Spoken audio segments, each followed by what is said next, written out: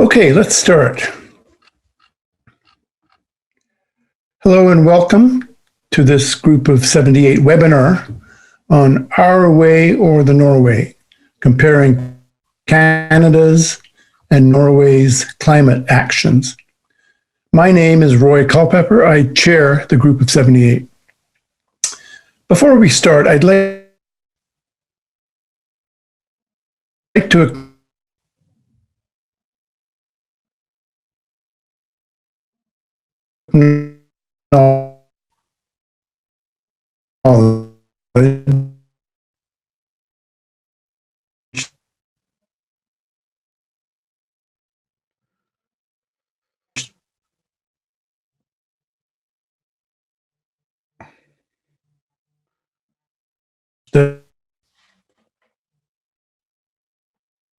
the city of Ottawa, where I'm making these introductory remarks, is in the forest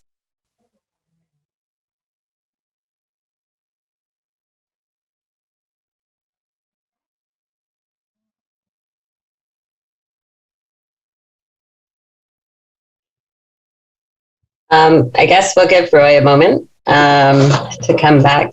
Bandwidth might be low, but if not, maybe Bruce. Yeah, okay. You can hear me okay? I'm not freezing. Yeah. This is good. I just wanted to make a, Nathan is going to go first. I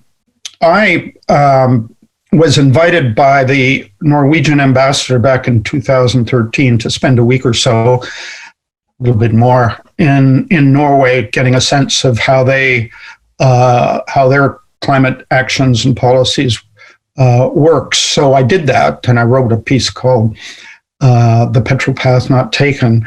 And very recently, I was asked by a media organization to compare Norway and Canada. I hadn't looked at Norway, that comparison, for quite a while. And so I thought, I've got to check with the authority. And Nathan is the authority. So I ran it by him. And then my second request was that he do this webinar along with me. So I'm going to, I will leave it to him to start off. Although, Roy, now you're back. Did you want to say a few words? I was filling in for you. Okay, so I'm sorry, everyone, that technology isn't a fail-safe. Is a postdoctoral fellow at the University of Ottawa's Smart Prosperity Institute.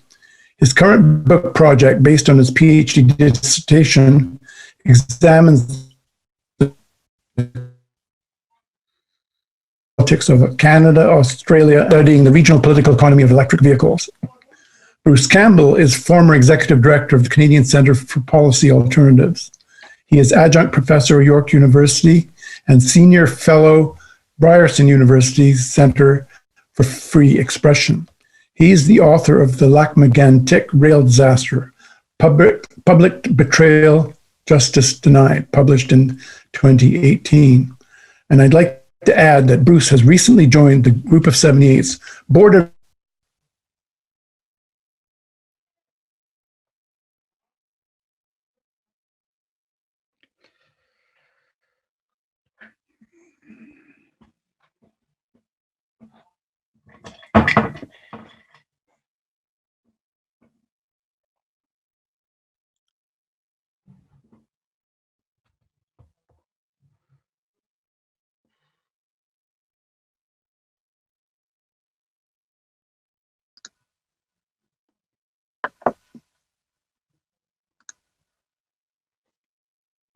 Yeah. So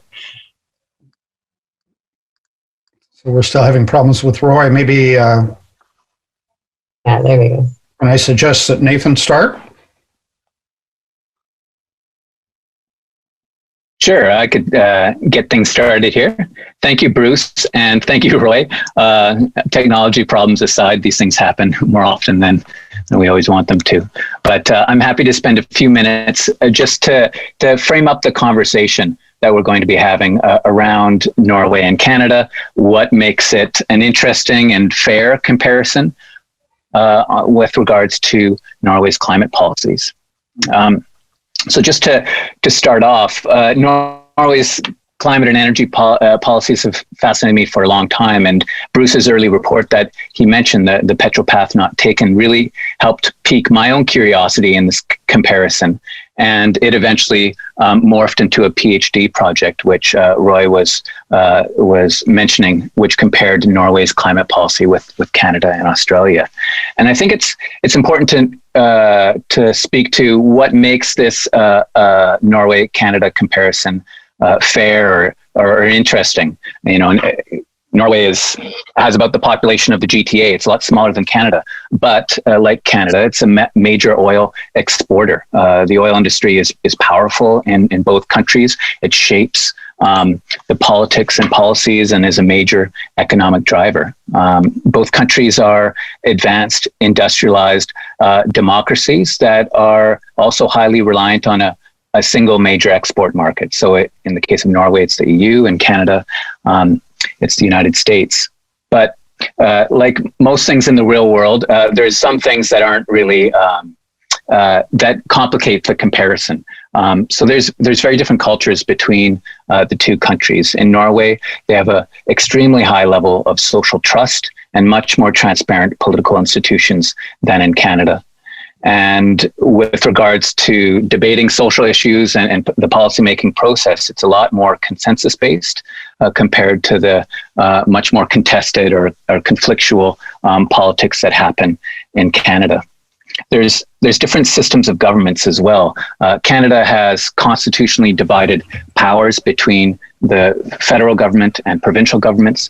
And in Norway, it's a unitary state, so it doesn't have to deal with the complications that come with negotiations between different levels of government.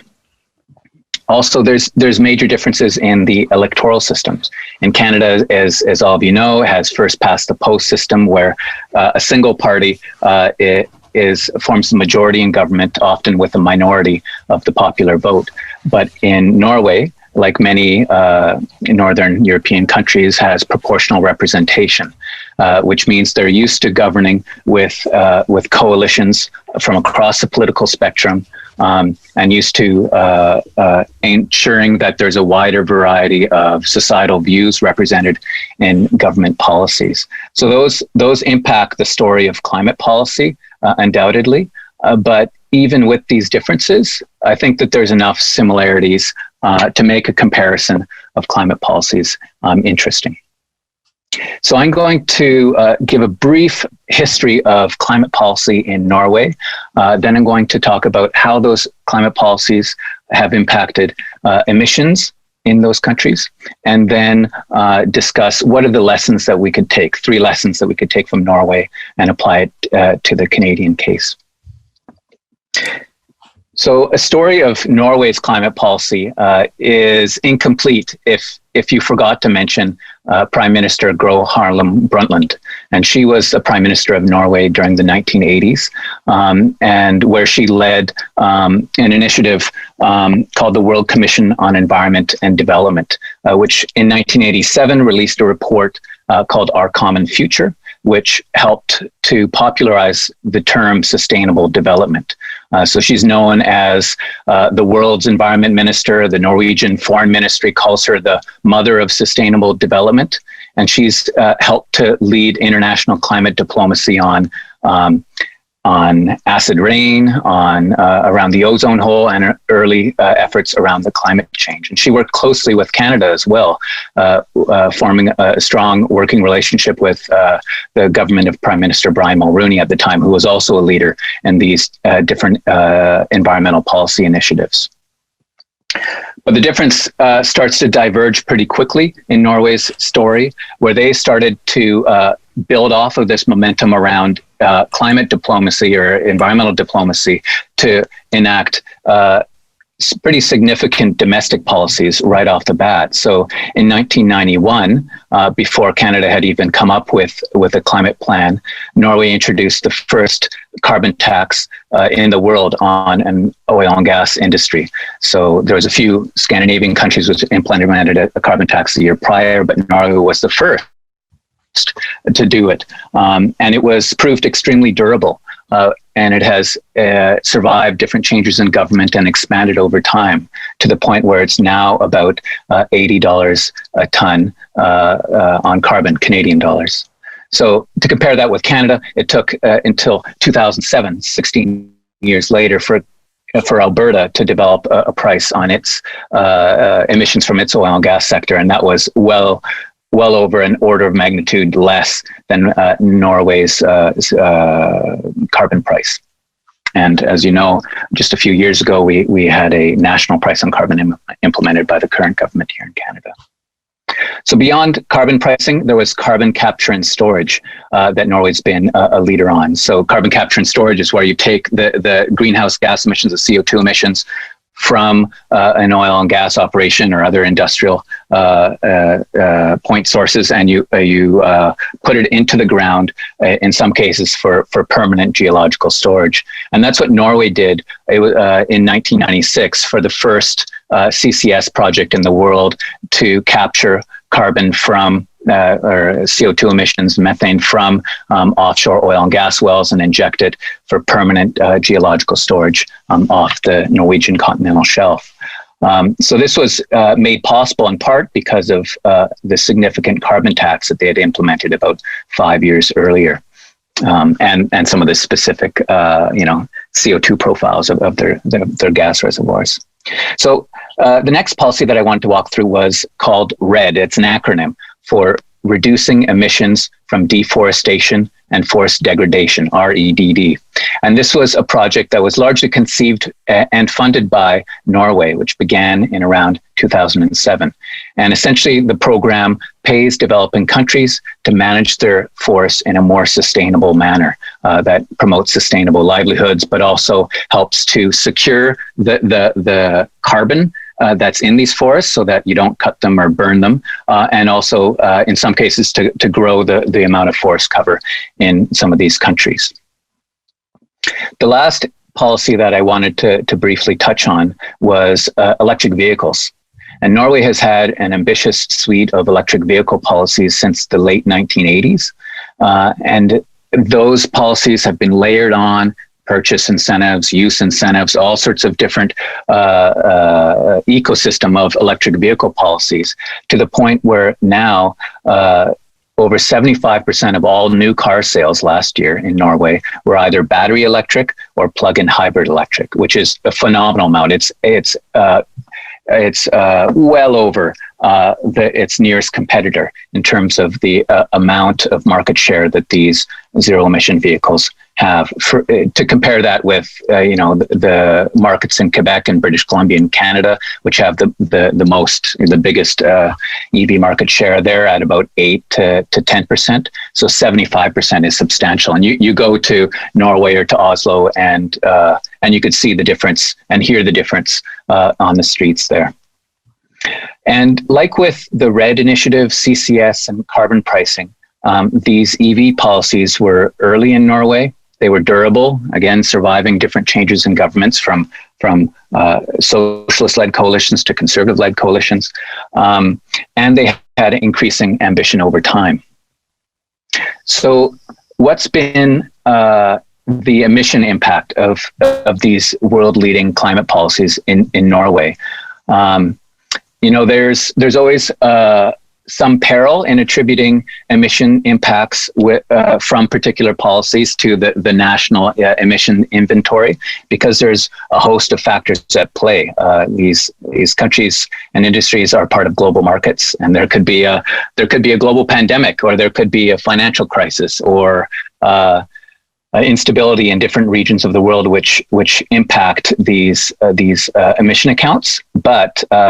But we do have numbers on these, and you can ascribe different trends over the 3 decades that these countries have had climate policies. So between 1990 and 2019, in Norway, emissions have dropped 2.3%, which, when you consider the climate policy leadership that they've shown, isn't as significant as certainly I would have thought. Why is that the case? Well, they've already done some of the work ahead of the time. Before climate change was even an issue, they had decarbonized the country's electricity. So it's like Quebec, it's 98% hydroelectricity. But if you look to other sectors, where are the sectors that are problematic? It's the oil and gas industry, whose emissions over that time period have risen 71%. And transportation, road traffic has increased 15%. So despite having the cleanest offshore oil and gas industry in the world, so the least amount of emissions per barrel, though that fact and these policies hasn't been enough to see the transformative emissions reductions that you would expect from those policies. So briefly, how does this compare to Canada? Again, Canada was an early leader with climate policy alongside Brundtland, but it's only just started to implement ambitious climate policy under the Trudeau government. So over the same time period, between 1990 and 2019, Canada's emissions have increased 21%. And what's been the source of those emissions? If you look at a graph of the economic sector breakdown, there's some like electricity, which has been trending down. Industrial processes have been trending down. But the lion's share is oil and gas, which has increased 87% since 1990. That's largely driven by the oil sands. And transportation, which has increased 54% in Canada. So clearly, these countries both still have work to do, especially with oil and gas and transportation. That said, there's still many lessons that Canada can learn from Norway, and I'd like to just walk through three. The first is that state strength matters. This is something that lies beyond the sort of noisy confrontational politics, at least in Canada, on climate policy. That talks to the basic function of the government to be able to reach in, work around powerful special interest group and implement policy. And compared to Canada, Norway is a much stronger state in this regard. They have a competent and resourced bureaucracy, much more so than Canada. They have ability to be independent from powerful economic actors, or more independent, and resist the regulatory capture that has plagued Canadian regulators, especially with oil and gas, for decades. And so they've been able to design their institutions in a way that safeguards this independence and provide them enough resources that they could take a stand against some of these polluters. The second point that I think Canada can learn from Norway is that you cannot ignore the challenge of decarbonizing the oil and gas sector. This is something that Norway obviously struggles with as well. That 3 decades of leading climate policies there haven't resulted in any sort of transformative emissions reductions. So you may be able to have more efficient production or processes, but the rising production, the total amount of production, and the type of oil that you go after can wipe out any of these gains. So in Norway, they were going after oil that's further and further out from the coast of Norway into the North Barents Sea, close to the Arctic Ocean.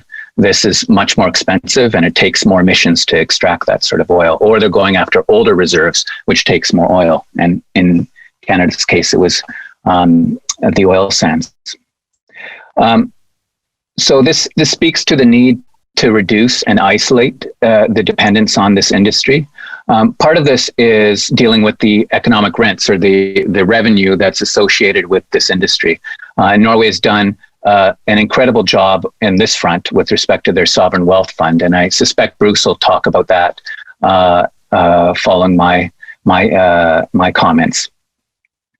It's also important to be able to manage the decline of production as well. To get to net zero emissions by 2050, which is what these countries have endorsed, we need to provide clear policy signals and guardrails for both the investors, the people who stand to lose their investment money or expected revenue from it, and also the workers who are directly employed and acutely dependent on these jobs for their livelihood. So this isn't unprecedented to manage the decline for the industry. Canada's done it with the coal industry reasonably well.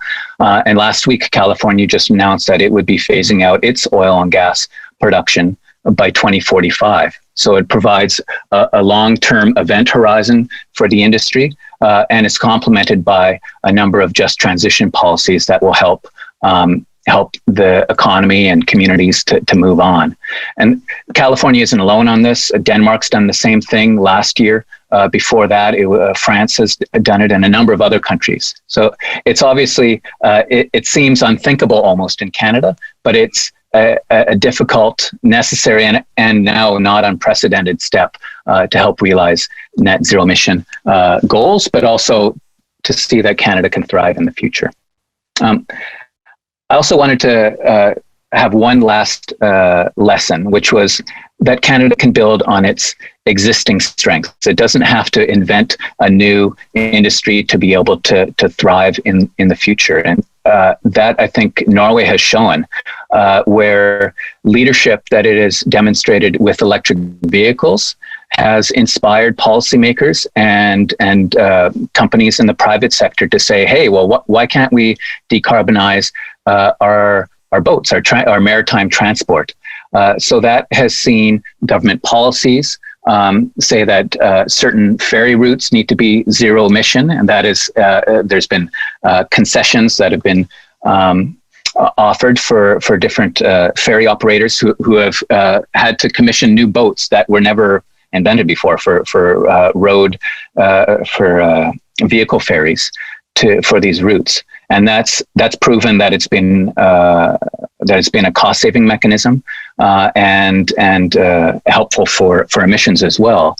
And so that the success of electric ferries in Norway, which go up and down the Norwegian coast, has inspired different oil companies or service companies to start to electrify the supply ships for the offshore oil and gas industry. And now they're implementing similar policies with regards to cruise ships and harbors so that Norway can have emission-free fjords in the country. Now that those ships are now being built in Norwegian shipyards. So all along the Norwegian coast, you could see shipyards that were once fairly dormant from an oil and gas sector, which hasn't seen much growth lately. Now it's being revitalized, like the oil and gas industry did for this shipbuilding industry in the 1960s and 70s. You're seeing another renaissance in these industries for ferries and service ships and cruise ships for this century, for Norwegian markets, but also for global markets as well. So I think for Canada, obviously we don't have a big shipbuilding industry necessarily, but we do have a large auto sector, and we're seeing very promising announcements about retooling of a number of these assembly plants for EV production. Canada has a significant bioeconomy, which could be strengthened and tailored towards a decarbonized economy, whether that's through sustainable agriculture, biofuels, or more sustainable forestry practices. You're already seeing linkages to the mining sector as well to be the source of critical materials for electric vehicles, or for the materials for wind turbines or solar panels or what have you. And this can be done in a way that respects Indigenous rights and the environment. So I think there's definitely some promise that's happening in Canada, and that was seen also in the budget that was just announced last week, which you could start to see these linkages between existing industries and competitiveness in a globally decarbonized industry. But as a story of Canada and Norway shares, I think more work needs to be done, especially with oil and gas and transport. And we can't afford to punt these the decarbonization of these two sectors down the road any longer. We need to address it now. So that's it from me. Happy to pass the baton off to Bruce, who I'm sure has some other insights to share as well. So thank you. Yeah, thanks, Nathan. I probably won't be. I was leaving it to you to be more hopeful than me, and part of my analysis or what I'm going to say results from what I've seen in most recently in the government's budget, which is just about a week old, right? So when I was thinking about how I could fill in the holes that Nathan was going to leave for me, I in preparation for this, I went back to the United Nations Human Development Index and looked at the 2020 index. And I saw that Norway was, guess what, ranked number 1. Canada was ranked number 16. It used to be number 1 when it first started. And then I thought, well, let's compare with a poorer country. And I thought I would pick Mali because it's a desert country. It's already been affected severely by climate change in terms of droughts, et cetera. And it's ranked on the Human Development Index 184. I don't know, there's 200 and something countries that are ranked on that.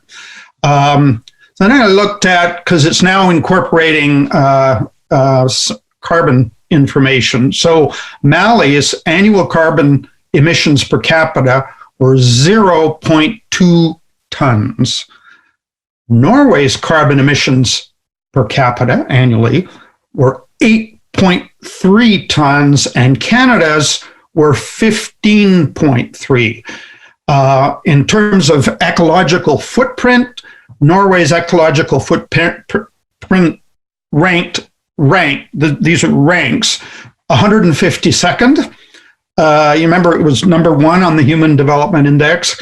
Canada, 170, and Mali's ecological footprints ranked 3rd. So you can see there's a connection there.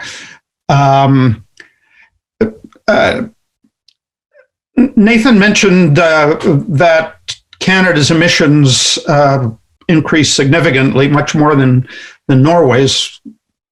I had actually a higher figure from 1990 to 2018. I had 26%. I don't know, maybe it went up to 2019, or maybe my sources are not right. But Canada has been creeping up even under the Trudeau administration. Now, we had the budget, and then we had the US-sponsored climate summit. And reportedly under pressure from the Biden administration, because in the budget, he committed his government to reducing them by 36% below 2005. And these baselines, they get confusing. In any case, he was pushed by they reportedly pushed to move it up to between 40 and 45%. But when you compare that, if you kind of do the arithmetic and you look at comparator to 1990, it's still, 20, 22%, maybe a little bit more, maybe it's creeping up a bit more, but that's about it. So it's still quite low, especially when you look at Norway, which is committed 50 to 55% compared to 1990 reduction, which is in line with the EU pledge. And I should just note that the International Energy Association just came out with a figure which said we're on track to have the highest single year increase in emissions the second highest in history. So there've been I think, as Nathan mentioned, there have been some positive developments. The carbon price, the fact that it was legitimized by the Supreme Court. There's climate legislation on the table, accountability legislation. We'll see what happens with that. The problem is it's still sitting on second reading and hasn't even gone to committee yet. And then of course you have to juxtapose it with, ongoing fuel subsidies, ownership of a pipeline, and so forth. So it kind of tilts the balance the other way. As was mentioned, neither Norway or Canada have committed to ending fossil fuel production, and according to a couple of Waterloo professors or academics, based on the Canada Energy Regulator data, that fuel production in Canada is scheduled to rise continually until 2039 and still be above current levels in 2050. So that's kind of not a very optimistic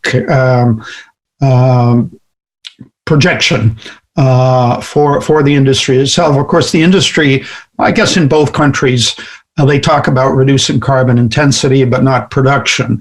And that tends to be the way it breaks down. So according to the Climate Performance Index, Canada has a ways to go to get out of the cellar. It's 58 out of 63 countries. Norway is much better at number 8 when looking at all the range of performance that this index does. And of course, Canada provides more public finance to the fossil fuel sector than per capita than any G20 country, and Canadian financial institutions lend massive amounts. Let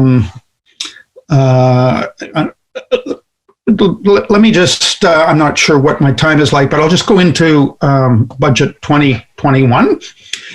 And, mention there still is no target and timeline for phasing out fossil production and use, fossil fuel subsidies, bank financing. Will that be in the legislation? Hope so, but it's certainly not as a commitment in the budget. So, you're committing to get to 40 to 45%. Where are the actions that will take you there? And that's my big concern. There's no there's no requirements. There's lots of money going out, but there's no requirement that corporations get money that, if they're bailouts or whatever, that they'll devise measurable roadmap to get to that zero emissions target. So lots of carrots, but no stick, and it needs a roadmap, and hopefully that's coming. And it appears, in my sense, is that they're putting a lot of emphasis on what are called environmental, social, and government investment initiatives, or ESG initiatives. They're basically corporate initiatives, and they're counting on those. And this is something, as people know, Mark Carney is the special envoy to the UN on climate change, in his book, of which is a real brick, and I've got it beside me. And he basically has confidence that with the right climate policy leadership, the private sector will, quote, get behind it and be decisive in accordance with society's values. And so maybe I think he's being a little over-optimistic. And is Canada providing the necessary leadership? Tarek Fancy, who resigned recently as the chair of sustainable investing at BlackRock, which is the world's largest private investment corporation, 1.9 trillion in assets, 200 billion are in ESG funds. And he basically called these funds PR spin and comparable to the strategies of tobacco and fossil fuels industry. A deadly distraction, he says, that delays overdue government reforms and required systemic change. I mentioned it at the beginning, but I want to reiterate it, that this budget, there's scant action in tackling income disparities, even though the link between emissions and inequality is striking and indisputable. Worldwide, the wealthiest 1% of individuals emit 100 times as much CO2 per year as the bottom 50% of the world's population. In Canada, the richest 0.1% emitted 136 tons of CO2 per capita in 2015. The bottom 50%, by comparison, 7 tons. So there's nothing in the budget like a wealth tax or an increase in the top income tax or increasing the corporate income tax, increasing the capital gains tax or the surtax on billionaires, especially those who disproportionately profited from the pandemic. So carbon dioxide levels are higher now than at any time in the last 3.6 million years.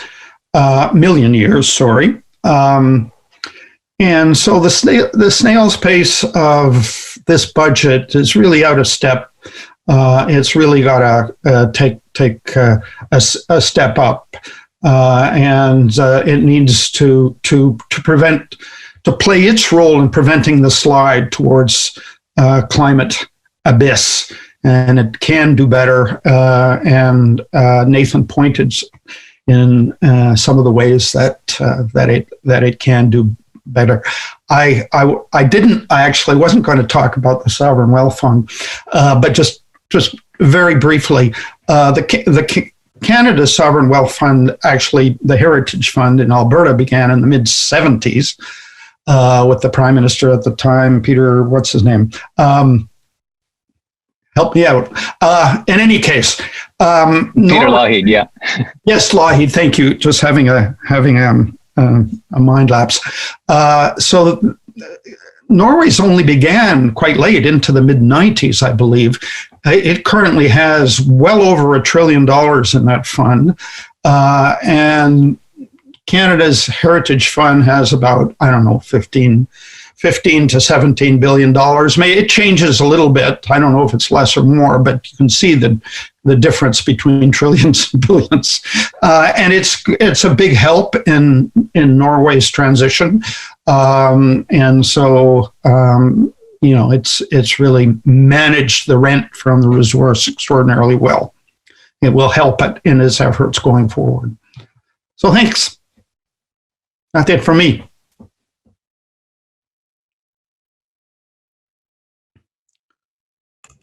Okay, thank you both, Nathan and Bruce. We've now got about 20 minutes for Q&A, and I'll apologize to everyone who is still with us for my unstable internet connection. So I hope that I did justice to our speakers, at least in introducing them properly. And thank you both to Nathan and Bruce for your very incisive arguments and analysis. Okay, we've got a few questions in the Q&A queue. Let me just pick up on them in order. The first one is from Sunita Bisan. It is promising to move to a low emission pathway. However, what are the attitudes for an ecosystem approach? For example, electric ships still have ballast water contamination. That sounds like it's for you, Nathan. Yeah, absolutely. It's important to approach decarbonization with a lens that is not just blinkered on emissions reductions. Although that's an important issue, there also needs to be consideration around other environmental impacts, whether it's water or air pollution, or the social impacts, like the inequality that Bruce raised as well. So I don't know much about ballast water contamination, so I can't comment specifically on what Norway is or is not doing on that. But it's not to say that if you electrify all the ships, you're going to solve all the problems. Definitely not. But you can solve a lot of local air pollution and impacts from noise on marine mammals and also some of the water contaminations from air pollutants as well from this technology. But it's not the silver bullet necessarily. Okay, thank you. The next one is from Cecile Wilson. It's one that I was going to pose myself, and it relates to so-called Scope 3 impacts of what happens to the product that fossil fuel or other manufacturers make, and how does that add to emissions. So Cecile asks, Norway also does not count the emissions generated by the fossil fuels that it exports. According to climate activists in Norway, these activists had been hit with inordinately high fines and solitary confinement for short periods. It's very frustrating to me to see that Norway, the climate darling, is not taking firm action to divest itself from fossil fuel extraction and is punishing those who are trying to hold them to account. Nathan. Cecile raises a great point. Those Scope 3 emissions, or the emissions from the combustion of fossil fuels, represents about 80% of the life cycle emissions. So if you look at Norway's national inventory and you consider those Scope 3 emissions, their total emissions would increase by a factor of 10. So it would be substantial, and same sort of ratio, obviously, with Canada as well. But these accounting standards didn't appear by accident. They were a result of negotiations in which Canada, Norway, US, Saudi Arabia were involved around the time between the signing of the first UN Climate Convention in 1992 and the first Conference of the Party in 1995. So these putting the burdens of emissions reduction on whatever downstream market you have is by design. So it does favor producer nations.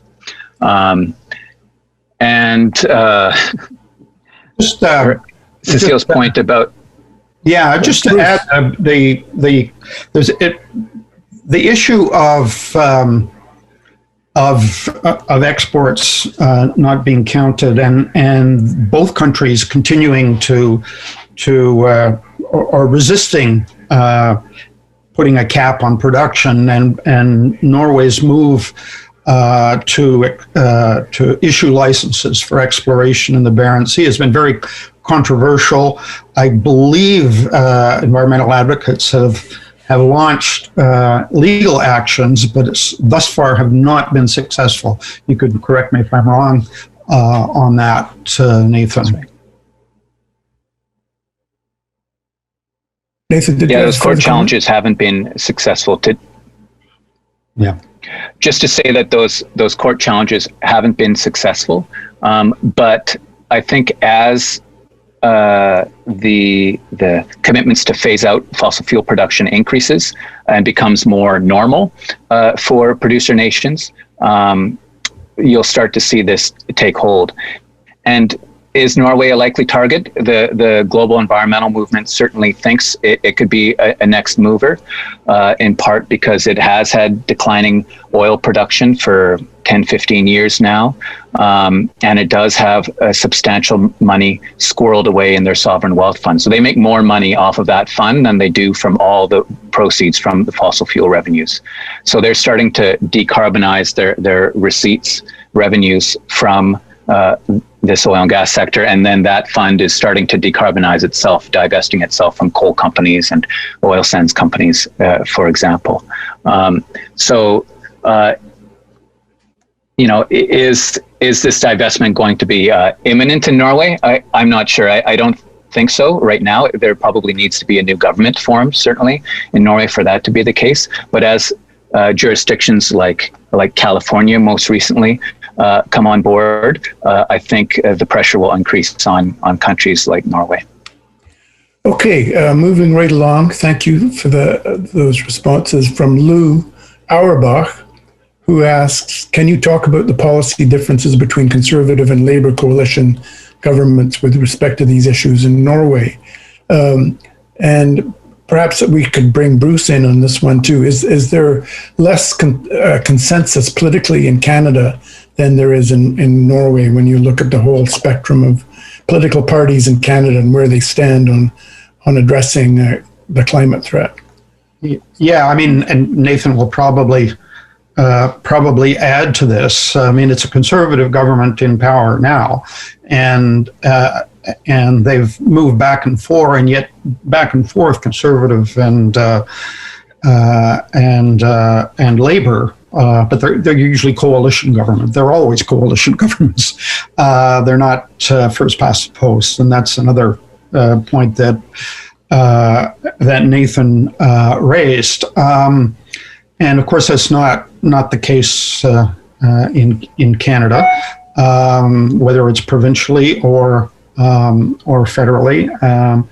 I don't know if you want to speak about the most recent conservative climate plan. My initial sense, I don't want to kind of pronounce on it, but my initial sense is not very optimistic. But I suppose it's better than climate denialism, which came from out of their convention. There is an extreme right-wing party in Norway, the Progress Party, and they may be more in line with, say, the Alberta Conservative Party. But again, I'm not sure in that regard. It's an extreme right party, but it means different things in Norway. Yeah, exactly. And that People's Party has been a part of the last two coalition governments, this dark blue coalition in the country. And, they had an outspoken climate denying leader for many decades, actually. And that person's stepped down. And now, they've had petroleum ministers from this party that have towed the Conservative Party line on climate policy. And, as I alluded to during my comments, there isn't much difference between the Conservative or Labour coalition governments. You've seen some small emphasis on whether the majority of emissions should be achieved internationally versus domestically. Sometimes you might hear more grumbling around expensive electric vehicle subsidies from the Conservatives, but when push comes to shove and they try to legislate these changes, they can't get these things passed through Parliament, even within their own party. So there has been that stability of these policies for the large part between different changes in government. So you do not see the wild changes, the sort of big policy plans, and then the retrenchment that happens in Canada. That just doesn't happen in Norway. Just one final point, just in terms of kind of popular views, I think climate denialism in Canada is pretty low. I think there's variations in region and by political party, but generally there's a lot of support for climate policies, for green transition or whatever. So that is, I think, one of the things that gives optimism to Mark Carney is a sense that there's the disconnect between the market economy and and the society, and so he sees a trend. I'm not sure I'm totally on board with him, but for governments and corporations to get on board with shifting consensus amongst the population. Okay, here's a question from Linda Slavin, referring to Bruce's comment that we don't have a roadmap for carbon reduction in Canada. Who should develop this roadmap? Who does this job for the government? Why is this not being done so the budget can be evaluated? And I would also add to that, what are the roles of provincial and municipal governments in designing and implementing such a roadmap? Because they're important players there too. Bruce? Well, why don't you start, Nathan? I'll follow up. I mean, I'll start.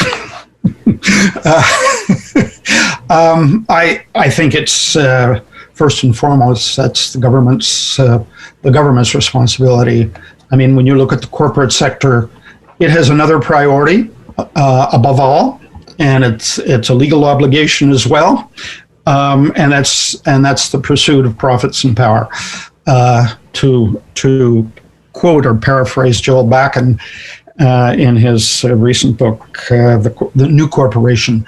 So it definitely falls within the government's priority, safety of the Canadian public, and I don't separate the inequality issue from the climate issue. I think they're inseparable and intertwined. As Nathan mentioned, the nature of our federal system, which I think a lot of its weaknesses have come to the surface during the pandemic, and I think they're kind of they exist with respect to the climate emergency as well. So it will take, I think, a major push. Nathan mentioned regulatory capture. That is a feature that is inhibiting that movement and needs to be combated, and certainly widespread mobilization by civil society, by advocacy groups, in addition to the political parties. But that groundswell, that's where it needs to come from. Nathan, did you want to add to that? No, I wholeheartedly agree that government should be the one driving it, one that's elected by the people and not necessarily the corporate initiatives. And there are initiatives that are proliferating around these roadmaps for decarbonization that are sectoral. Some are hosted by NGOs or private sector coalitions. Others are from different departments of government, like Industry Canada is developing sectoral roadmaps for decarbonization. But you need to make sure that these align with our goals of addressing inequality and net zero emissions by 2050. Right. And so the current roadmaps are inadequate. They either rely on technologies that we don't have or are too expensive, or they don't change the status quo as much. So the last roadmap from Industry Canada for the oil and gas sector saw oil and gas production increasing around 40% by 2040, which that math simply doesn't work. And so we need to make sure that we have the right people at the table that could hold industry to account, but also hold government to account as well. So there's a role for civil society, which makes I think the importance of the Climate Change Accountability Act that's going through Parliament right now that holds the government accountable to its emissions reductions target all the more important. So it's crucial that legislation get passed before any sort of proroguement of Parliament. I just want to add one thing on the financial sector and Bank of Canada. I think, correct me if I'm wrong, you may know the answer to this, Roy. The Bank of England has just inserted a climate component when it's looking at stability of regulating financial institutions. The world's 60th largest banks, including 4 of the big 5 Canadian banks, have provided $3.8 trillion of financing for fossil fuel companies since the climate accord. So just in the last 5 years.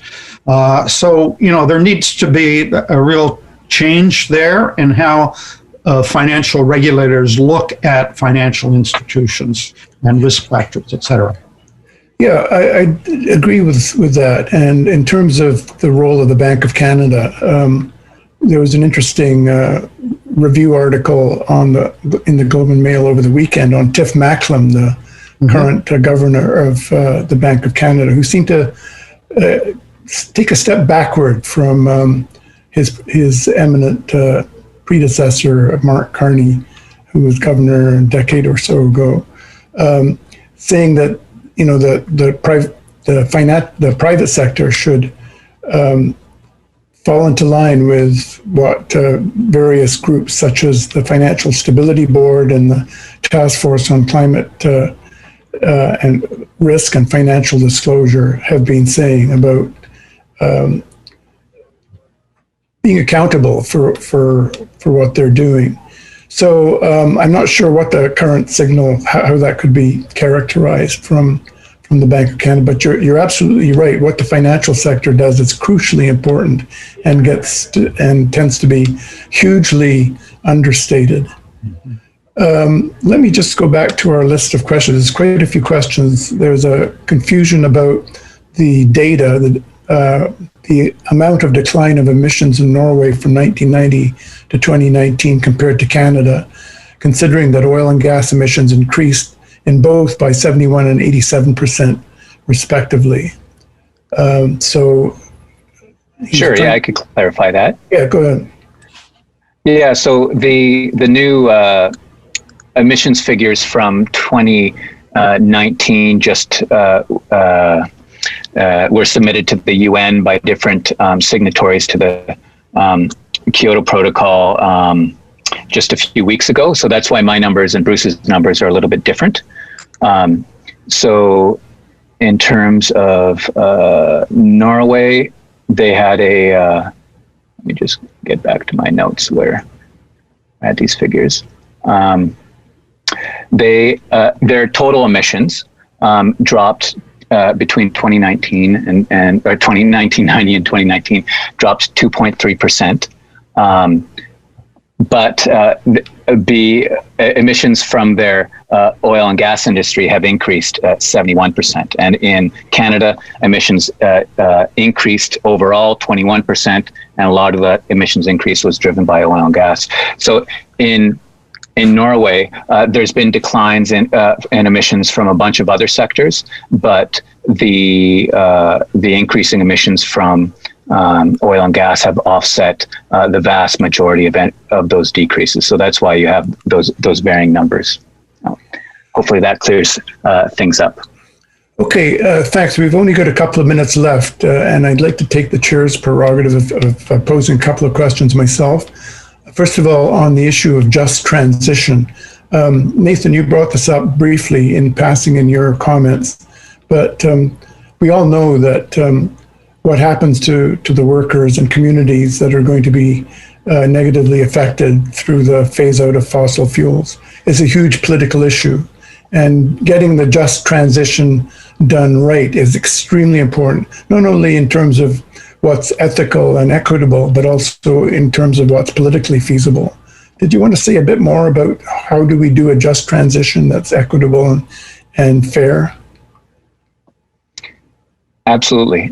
So I mentioned the long-term goals, the high-level banner saying like by this year we'll phase out production, and then you need that sort of high-level signal to frame the conversation that there's an endpoint for this industry, and then you work back from there. There's all sorts of different ways in which you can provide enhanced safety net for workers and communities in this sector.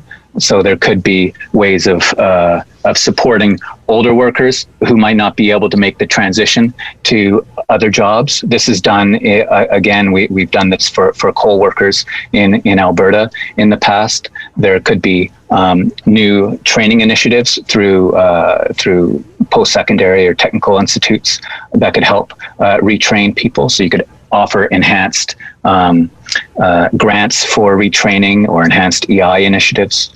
There's all sorts of measures that the government can do to enhance regional and local economic development in these regions as well.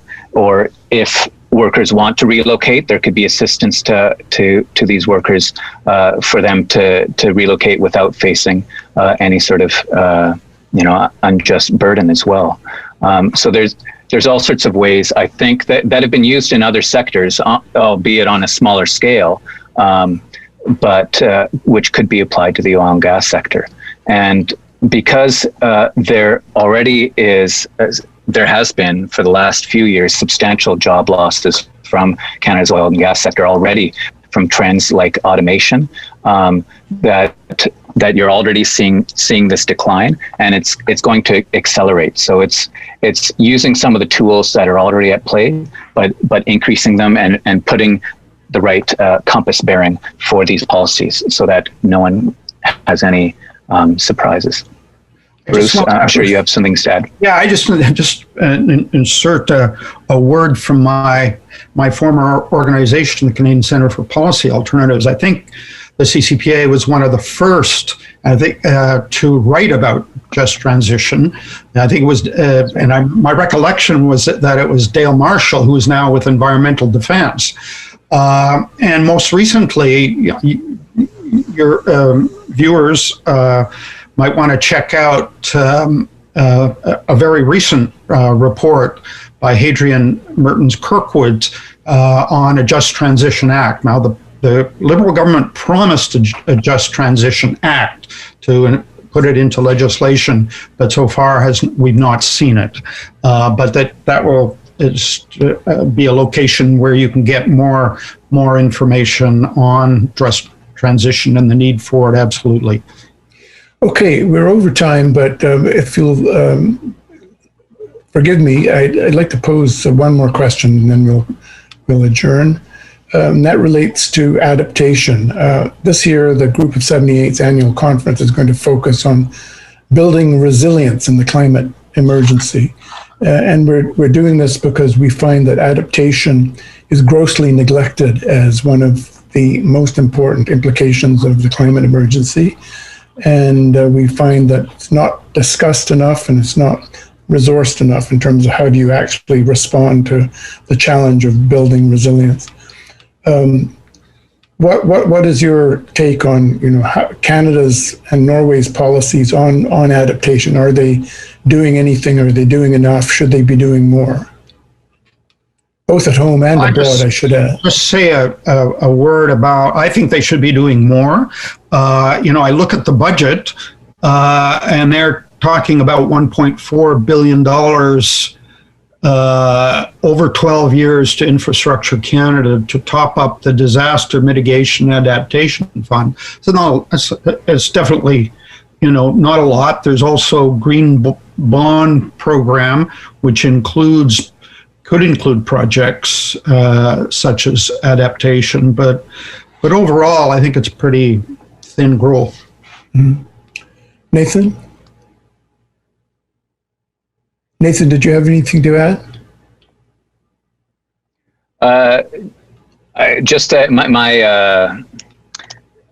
My approval that this is a conversation for your future conference, because I completely agree that this is an under sort of discussed aspect of the climate crisis, which needs to be addressed, and it could go part and parcel with the just transition we were talking about. There will be a lot of jobs needed to climate proof our infrastructure and our communities all across the country. Including in regional areas that are highly dependent on oil and gas. They'll need infrastructure to be future-proofed. And one thing that Norway has done very well in this regard is planting significant amounts of forest. Their forest cover has increased drastically over the last few decades. And that's something that, again, the federal government has talked about, planting 2 billion trees. And those sort of nature-based solutions to climate change is something that Canada can excel at, and we just need to have the implementation happening at federal, municipal, and provincial levels as well. Okay, great. I think we're going to have to wind it up there. I'd like to end by again apologizing for my intermittent appearance and disappearance because of my unstable internet connection. But I'd like to thank both Nathan and Bruce for taking us through these issues in those two countries with great insight and precision. So Thank you. Please keep up your good work. And we have to continue discussing these issues quite obviously going forward. And thank you to all our viewers. We welcome your feedback on this and other webinars. Please write to us. And take care. Thank you. Thank you.